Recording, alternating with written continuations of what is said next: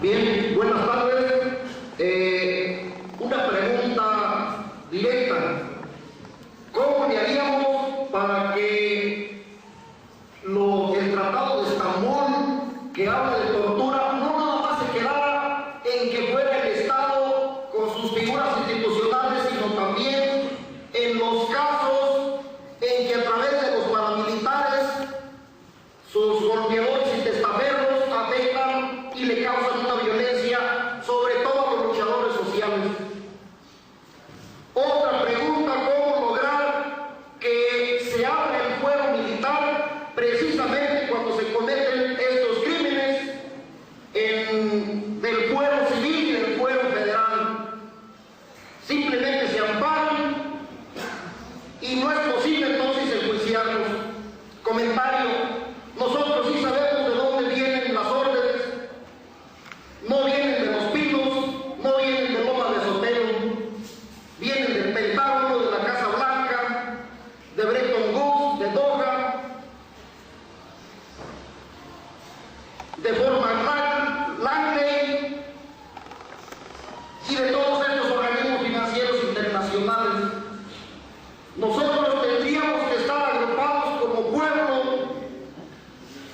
en frentes amplios que permitan precisamente que estas embestidas contra el pueblo, como que sigue todavía la guerra neocolonial y se agudiza más hoy, ¿cómo hacer la resistencia?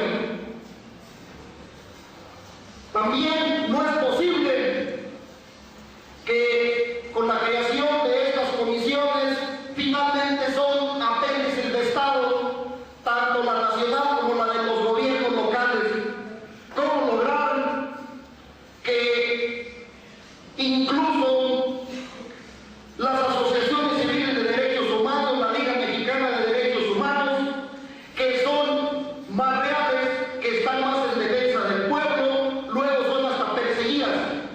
El caso de la ANIMAR, cuando en defensa de Atenco, en defensa del movimiento de la APO, cuando hicieron la denuncia en un evento de la Casa del Periodista y Filomeno Más de México, nos dijeron que era el motivo incluso de persecución.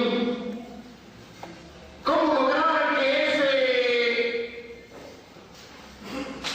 esa barrera, esa barranca honda entre cuando el pueblo comete una falta o un delito y se le juzga con todo el rigor de la ley, incluso se abusa, como aquí ya se dijo, y en caso de los delitos de cuello blanco, Gijón, el Divino, Langenao, y ahí simplemente dicen ya prescribieron o inventan algunos tecnicismos y entonces no se hace claro el principio que dejó aquí Morelos en sus sentimientos de la nación, que todos somos iguales ante la ley? ¿Cómo lograr que efectivamente los organismos de derechos humanos nacionales tengan injerencia? Porque simplemente las recomendaciones en nada nos ayudan. Gracias. Buenas tardes a todos. Yo no tenía el gusto de conocer en persona a Carlos Montemayor.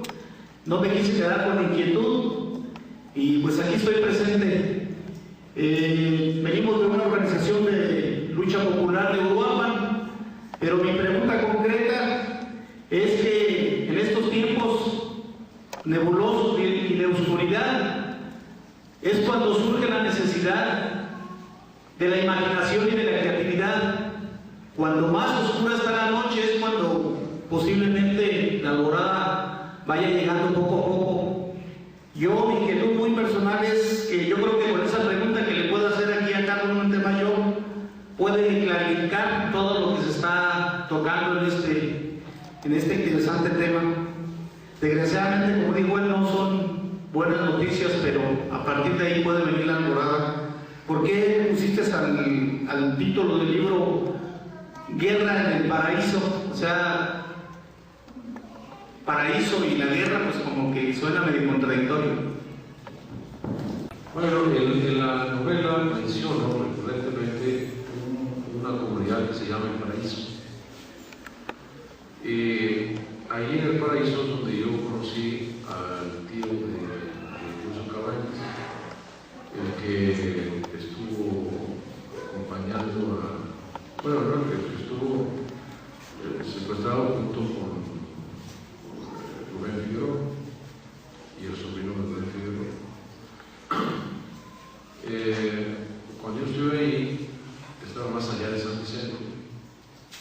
Me gustó mucho el lugar y mientras yo esperaba que confirmara el tío de Lucio que me iba a recibir, me recibió en un calerón, en una bodega de granos de café. Se sentía, era un sitio que estaba muy alto y realmente yo no sentía que estaba en la ciudad. Yo esta sensación que he tenido en muchas regiones del país y en muchas regiones del mundo, cuando uno siente que está realmente arriba. Y me sorprendió el paso rapidísimo de los pericos ruidosos. Y yo sentí que debería estar de alguna manera significativa esa comunidad en la novela, quizás en el título. Pero ya conforme hablé con el tío y regresé allí y aumentaron prosiguieron mis investigaciones, El Paraíso fue un enclave de muchos movimientos, tanto de la guerrilla de Lucio como de los movimientos contrainsurgentes. Y la cercanía con el otro paraíso, que sería Acapulco, pues me permitía esa ambigüedad, es decir, la guerra del paraíso, pero en principio es literal, es el pueblo del paraíso. Va a salir a San Vicente.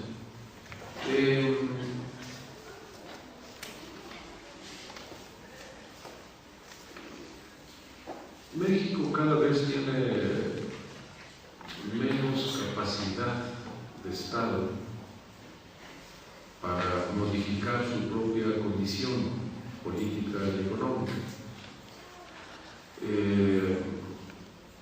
Por eso, en la evaluación de los asesores del Pentágono o de los analistas del Pentágono, catalogaron hace 2 años a México como un Estado fallido. Un Estado fallido, desde la característica de estos analistas, quería decir, o quiere decir, un Estado que es incapaz de modificar o de tomar decisiones que modifiquen su realidad inmediata con efectos inmediatos, en términos económicos, sociales o de seguridad.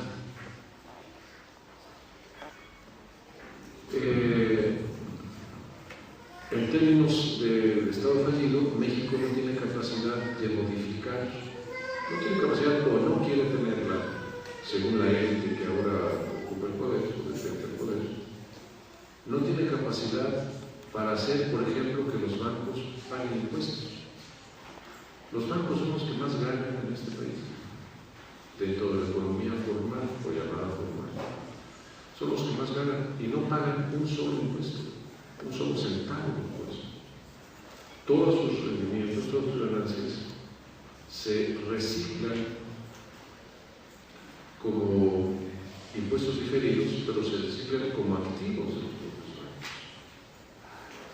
Un Estado que no tiene capacidad de cobrar impuestos a su banca y que no tiene capacidad de ordenar a su banca o de controlar a su banca para el desarrollo económico y productivo del país, bueno, pues es un Estado que no tiene capacidad en su sector financiero.